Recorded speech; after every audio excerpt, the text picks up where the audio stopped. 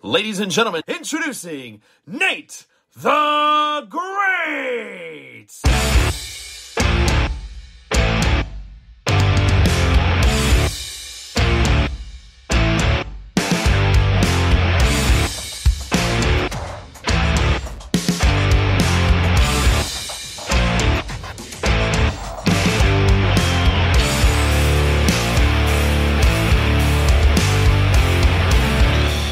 Maybe this is not going to be my better idea, but what the hell?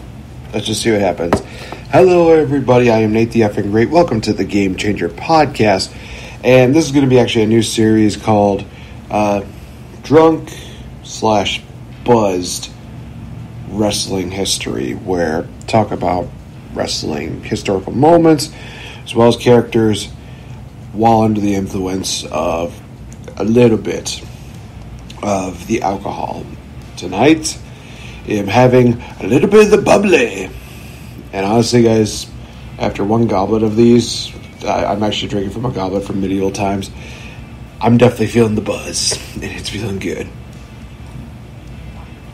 So every now and then you might hear me pausing. I do apologize. It's more just me just taking a little bit of drink of the bubbly as I go through this. So this was actually inspired by Wrestling Isn't Wrestling, because I watched that that short film, and basically it felt like drunk history for wrestling. I thought that was kind of funny. So I thought to myself, who is somebody that I could actually do this off of, or what is something that I could do this off of? And honestly, the one person I know I could probably do this off of, and actually they can have a little bit of fun with this, is the immortal Hulk Hogan. So I'm going to go through a bit of a history for some people that may not know who Hulk Hogan is. This is basically your introduction to it.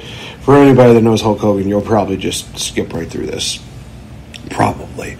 So for those of you that don't know, Hulk Hogan is one of the biggest stars in not only professional wrestling, but in entertainment history. When you think about Hulk Hogan, you think of the guy who represents the red, white, and blue, big muscles. He's doing the arm thing, and he's just like, what you gonna do when this happens? Just all that kind of stuff. Just absolutely big time deal. So Hulk Hogan was a big deal, and he actually had multiple runs with WWE. I actually looked up the Wikipedia deal, and I found out that he actually had about 5 different runs in there, and I'm actually going to go through each one. I'm going to go through as many of them as I can. He competed in WWE from 79 to 80. Then he went on to New Japan as well as the AWA, but didn't really pick up steam until 1983, as he was working with AWA for the Ganyas.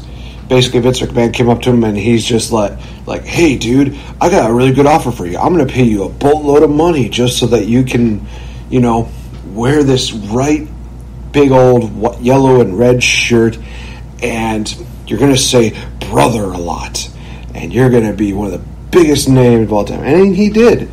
First night in, he came in and he just trounced the champion at the time, the Iron Sheik, the guy who goes, I'm a USA, I'm Chewy, just spitting out on things. So he wins the title from the Iron Sheik, being like the ultimate American hero, and this is, of course, where you're starting the whole, let me tell you something, brother, let me tell you something, Mean Gene, let me tell you something, dude, just doing all these kind of deals. He's literally just crushing through every single person that you can imagine. He headlined and main evented WrestleMania with Mr. T. He went on to do WrestleMania 2. He really was still one of the best champions that they had, but not until he reached the big time at WrestleMania 3, where he had a match with a huge guy by the name of Andre the Giant. God rest the man's soul. Andre the Giant was known as the 8th wonder of the world. Just a mammoth of a man, literally could drink just barrels of booze and he would be totally fine. He's also a guy who literally went undefeated for like the majority of his career. He was a really tough, he was like legitimately like one of the best giants that you will ever remember. love that bubbly. So Andre and Hogan are friends at first. Then, as soon as Hogan was getting even more and more popular, Andre was feeling like misused. And then, one of the greatest managers of all time, Bobby the Brain Heenan, another guy, just absolutely awesome. He was known as a weasel, but he was a damn good manager. He comes in, and there's this running history between Bobby Heenan and Hogan, where Heenan is just throwing all these guys left, right, and center. King Kong Bundy, all these other people, and then he recruits Andre, and Andre says, look, dude, I understand that you're a big talented guy, but I know that I can beat you, and I want to do it at WrestleMania. And Hogan's like, no, we're friends, brother. We're friends. It's totally fine. And then, basically, Andre's just like, I'm going to rip off your shirt, and I am going to make sure you set my challenge. And Hogan's like, all right, brother, I'll take you on.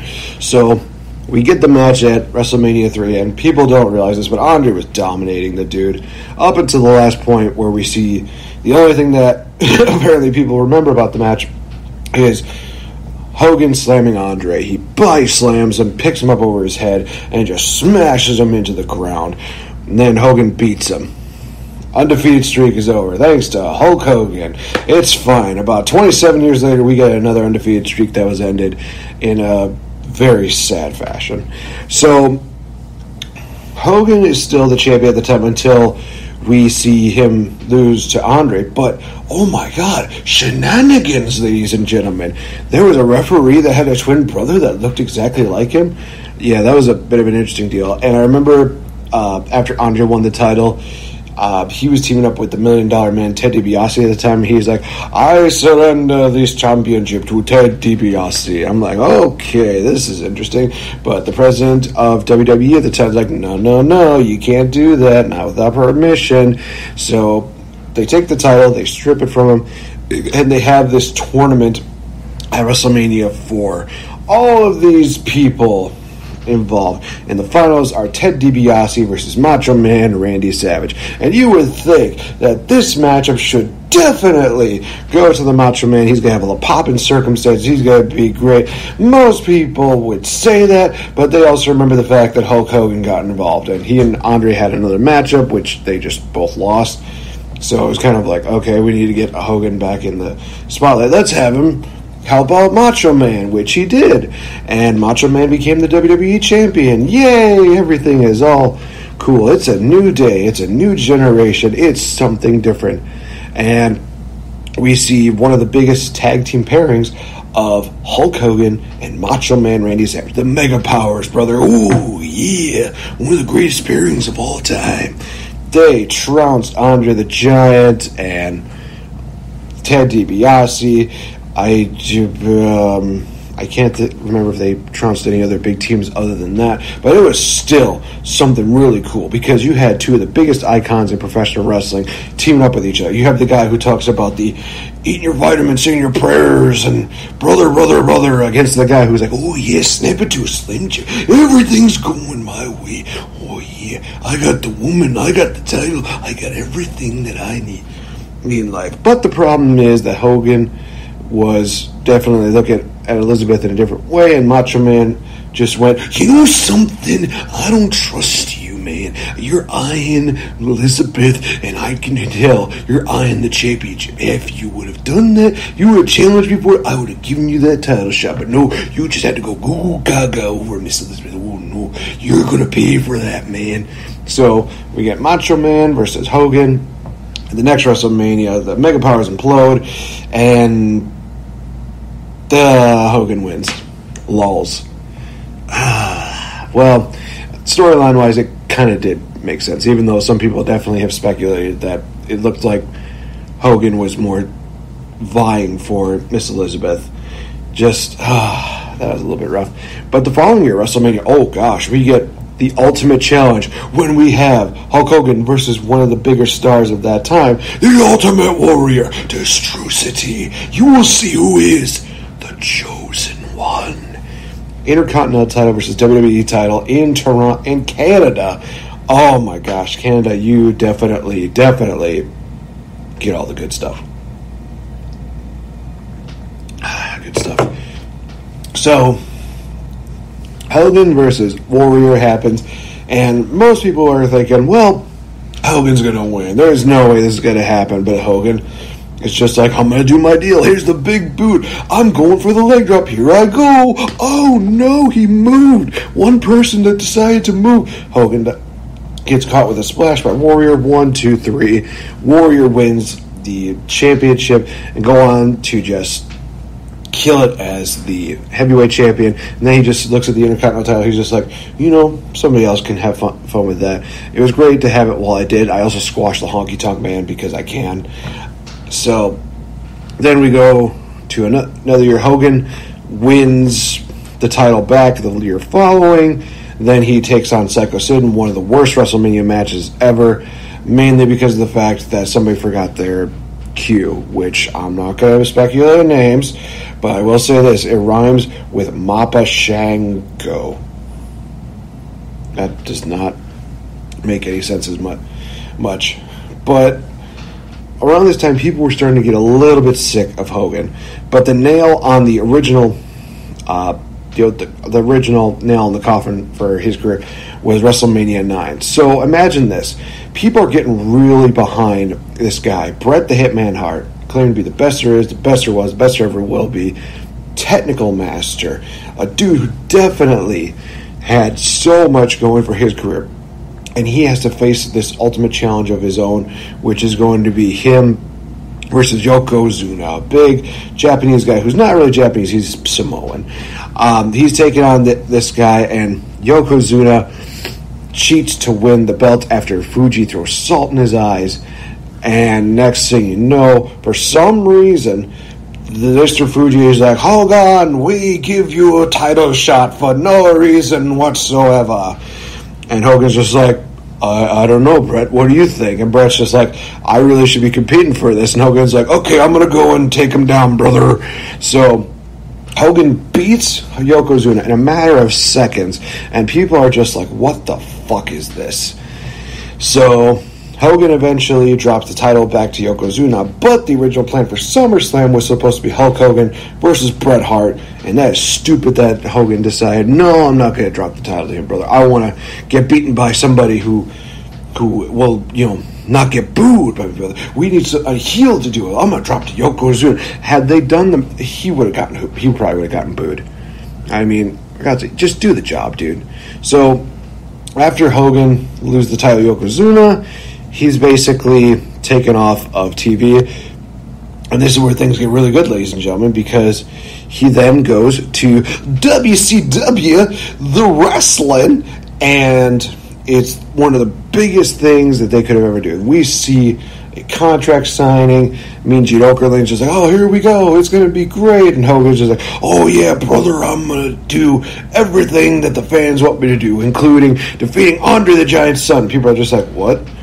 But we saw you do something like this in WWE. Yeah, but then I'm going to tag team with the Macho Man, brother. And it's like, but we saw you do that in WWE. Yeah, I'm going to take on all these evildoers, brother. It's like, we saw you do everything like this in WWE. What is this? What exactly is this? Well, don't forget my first world title match was against Ric Flair, brother, and that was really good. We could have gotten that at WrestleMania, though. So Hogan is basically thinking, okay, so obviously people are not exactly liking the gimmick that I'm doing right now, so I need to have a change. During this time, we see two guys from WWE literally be brought up by Eric Bischoff. He says, hey, come to my company. I'll not only treat you better, I'll pay you so much more. Those guys being, hey, yo, Scott Hall, and two, sweet Kevin Nash. They come over and they're doing this little invasion deal, presuming that it's going to be WWE and versus WCW. They make it seem like, oh, this is exactly what it's going to be. It's going to be absolutely crazy. And they're taunting this whole deal, saying, hey, we have this third guy that's going to be joining our group. And there was a lot of speculation, like, oh, is it going to be like Macho Man? Is it going to be Sting? Is it going to be Flair? Is it going to be, RoboCop? Why did I just mention that? Oh, wait, that's right. Somehow RoboCop and Sting were a thing. So there's this big matchup in 1996 called Bash at the Beach. And main event literally has Hall and Nash taking on 3 guys from WCW, and they are getting their asses kicked until the referee gets a little bit distracted, and now here comes Hulk Hogan, and people are assuming, yeah, he's going to take out these old WWE guys. This is going to be great. Wait, what's Hulk Hogan doing? Why is he leg dropping Macho Man? What on earth? Bobby the Brain Heenan has one of the best calls in all of history, saying, Hulk Hogan has betrayed WCW. Hulk Hogan joins Scott Hall, Kevin Nash, and becomes part of the New World Order, who dominate WCW. And that is not an understatement. That is literally what the New World Order did. They were just dominating people left and right and center to the point where if you were not a part of the NWO, you were more than likely going to lose. So people like The Giant, Rick Rude, Mr. Perfect, Virgil for some reason. All these people are coming over and thinking, you know what, let's just join the NWO because at least we'll win. At least we're not getting our asses kicked every single time. Where guys like Rey Mysterio, Eddie Guerrero, and Perry Saturn and Dean Malenko, all these people who are working very hard are literally getting their asses kicked because either they're A, too small, or B, they're not a part of the NWO. Then comes a man called Goldberg. He comes in, squashes Hogan for the WCW heavyweight title, and it's like, oh my gosh, we could see the end here because Hogan just got slain by this mammoth beast called Goldberg. Yeah, a few months later, he had his undefeated streak ended by Kevin Nash and Scott Hall with a cattle prod and a jackknife powerbomb.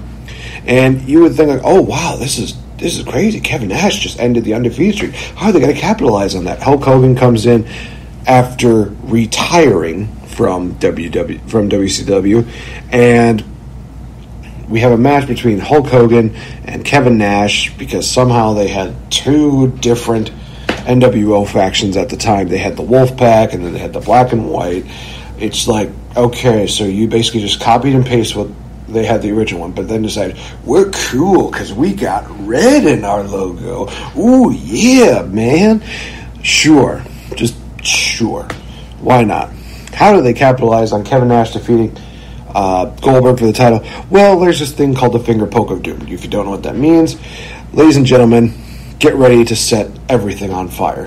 So Kevin Nash and Hulk Hogan have been promoting this matchup for quite a while, and everybody's like, oh, this is going to be a great matchup. It's going to be crazy. Kevin Nash is getting taken down by a finger poke. Wait, Hogan's covering. 1, 2, 3. What? Hulk Hogan is WCW champion again? Because sure, why not? Hulk Hogan, Kevin Nash, all those big guys, they basically are saying, hey, we'll come on and we'll be a part of the show, but I think we need a little bit more creative freedom. So we should at least we should be allowed to make our own decisions sometimes. We don't need creative writing. We know what we have in our mind. We know what we want. We know the fans are going to love that. And some people are just like, yeah, no, that's the reason why WCW died, because you allowed so many people to say, hey, let's just go out there and let's do something that's going to be great for us. Yeah, because that was what we wanted. It wasn't until Vince Russo came around that we saw the end of WCW, but that's a story for a different time. Good stuff. Alright, so WCW has folded. Hulk Hogan's kind of off of TV for a while.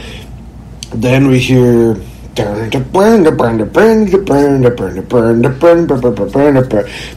NWO theme song at No Way Out in 2002. Hulk Hogan, Kevin Nash, Scott Hall, they come in and they're just like, hey, we're cool guys. We're not going to do the stuff we did in WCW. And people are like, yeah, no, we totally believe what you're saying, with a huge eye roll. And sure enough, main events got a little bit messed up. Hulk Hogan, Scott Hall, Kevin Nash, they just beat down Austin, cost him a chance to be the undisputed champion.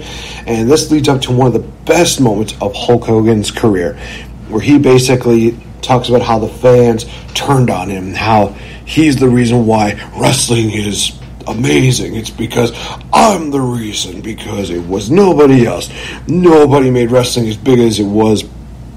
back then, nobody's making wrestling as big as it is now because Hulk Hogan is the reason why. If you're some... and that's Tungalingus.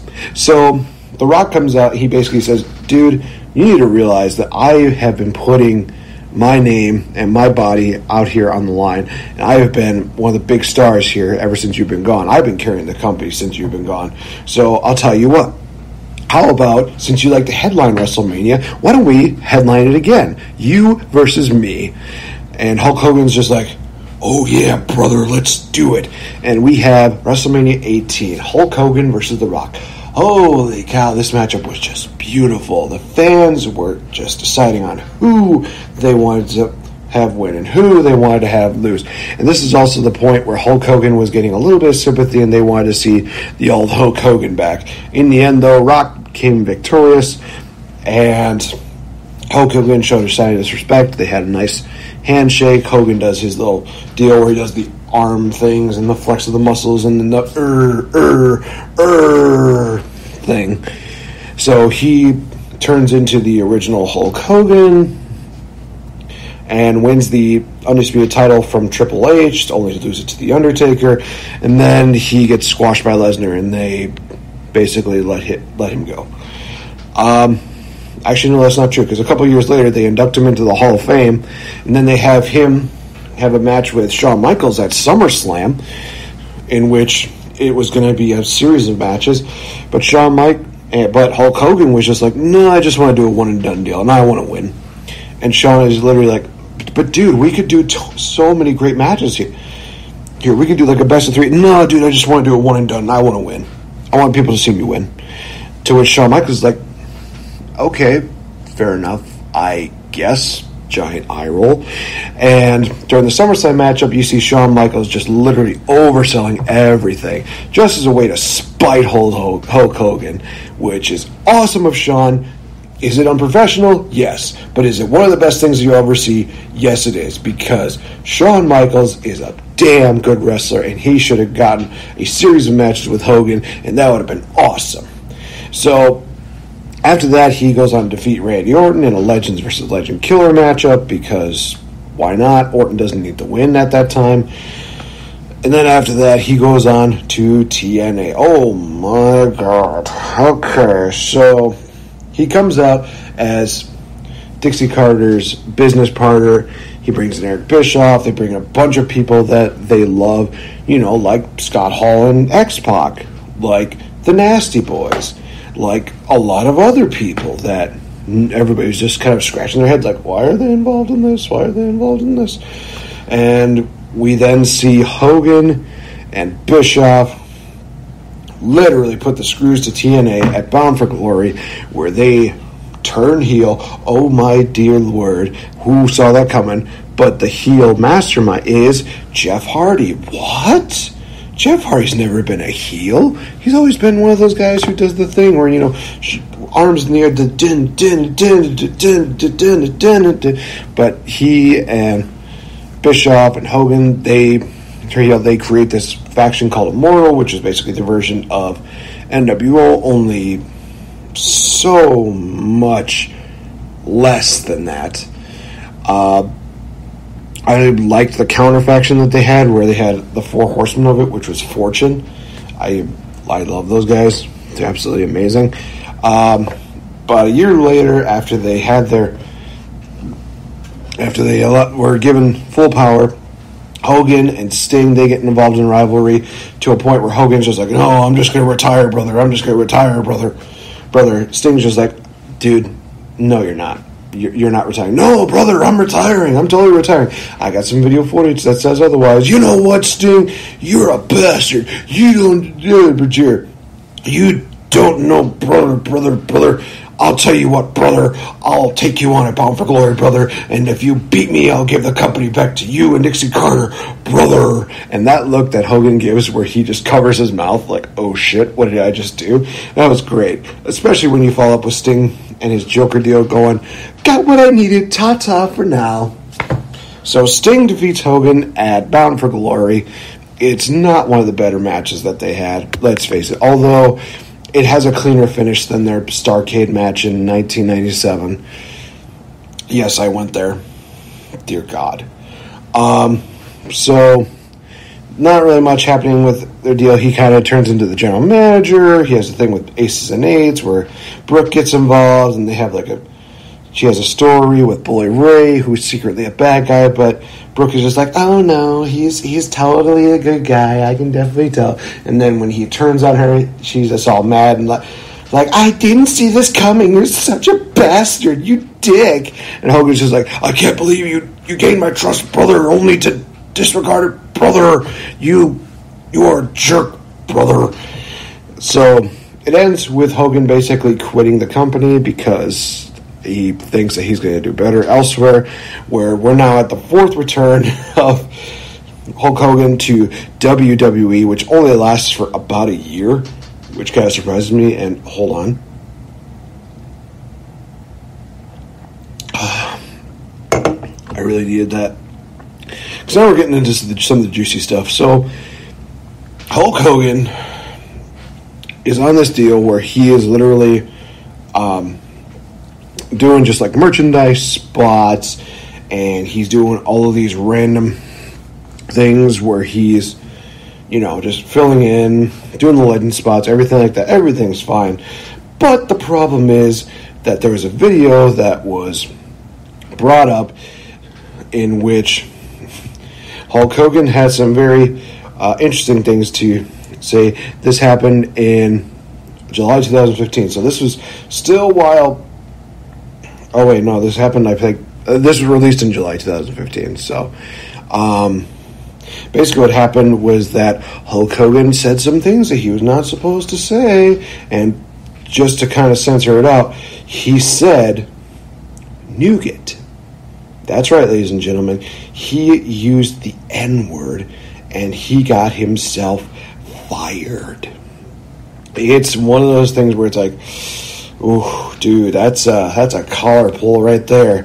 Why on earth would you just say it, guys? Because I'm big, brother. But Hogan would eventually apologize to everybody. When I say apologize, it's literally like a half-ass apology. If you don't believe me, definitely listen to a lot of the people that were there hearing it. Basically, he tries to play off as the victim, and he's basically trying to play off like, be careful what you say, brother, because people could be recording you without your consent, brother. Even though he knew that he was being recorded, and he probably gave him the full consent. So, no, I don't believe that, Hogan. But after this full-on apology, he's been let back into WWE, and he's been a part of it ever since. Oh, my goodness. This was a lot to go through, and this was a lot of alcohol to go through. I'm going to finish off this drink now.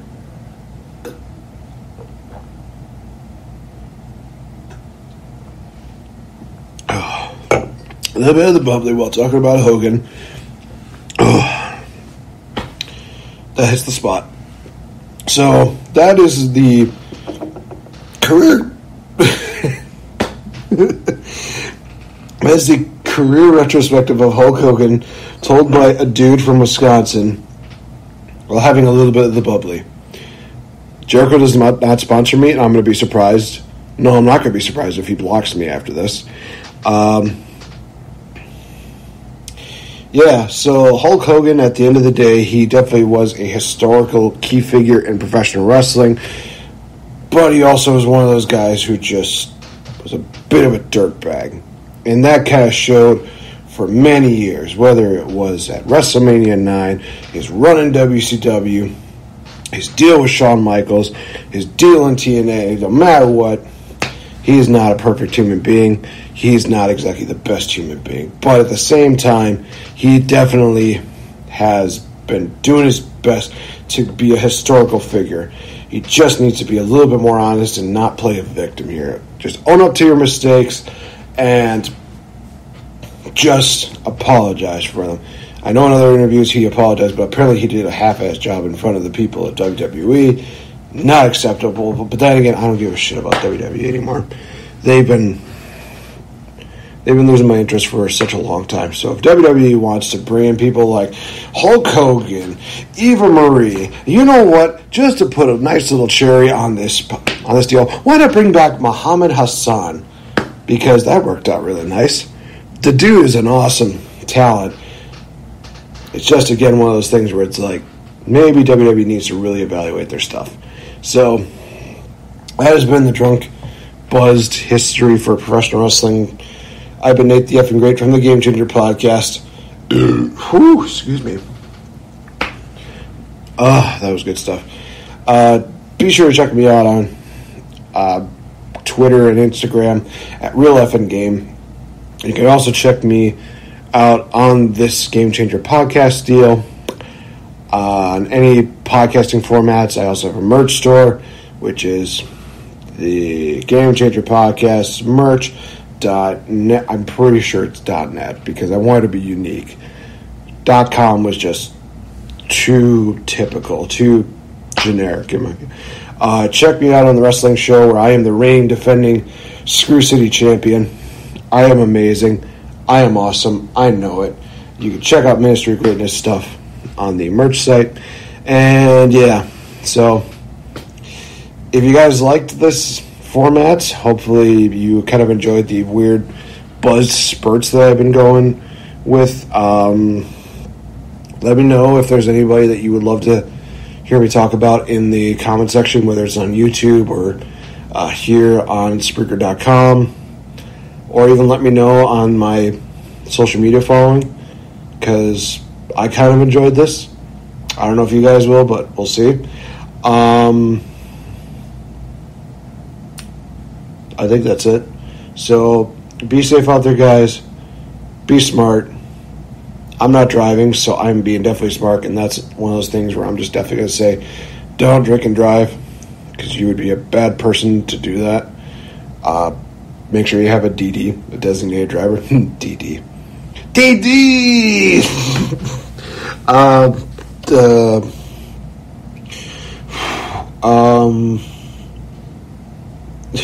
I know people are already like out of it right now. They're just like, wow, he's literally losing his mind. I am. Be safe, be smart. Know that you can be a game changer one day at a time. Thank you guys so much. See you in the next episode. Bye. Bye.